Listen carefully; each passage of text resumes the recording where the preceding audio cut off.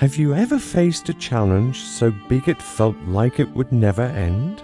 A time when you had to make a sacrifice that broke your heart just to keep going? Stay with me, because today I'm sharing a story that proves even the darkest nights eventually give way to dawn. In a village ravaged by a terrible famine, a mother named Grace stared at the last bit of food she had, a single, small bowl of porridge, just enough for one person. She looked at the hopeful, yet hollow eyes of her children, their faces thin and their bodies weak from hunger. Her heart ached with a pain only a parent can know. In that moment, she made a choice that would echo through generations. She gave the entire bowl to her children, watching as they shared a meager meal, while her own stomach screamed in protest. She went to bed that night, and many nights after, with nothing but the gnawing ache of hunger. Days turned into weeks, and the famine showed no signs of letting up. The village grew quieter, the air thick with despair, but Grace refused to let the hopelessness seep into her home. Every morning, she would gather her children, and though her voice was weak, her words were powerful. "This famine will end," she'd tell them, her eyes shining with a fierce, unwavering belief. "We just have to be strong. We have to hold on. Look at the sun. It still rises every day. So, will we?" She would tell them stories of harvests past, of feasts and celebrations, painting a picture of a future filled with abundance.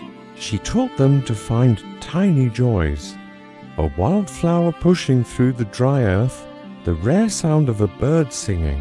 She was their anchor in a raging storm, their single ray of light in an overwhelming darkness. Her spirit became their food, her resilience their strength. Slowly, miraculously, the rains returned. The land, once barren and cracked, began to show hints of green. The famine receded, leaving behind scars but also lessons. Years flew by.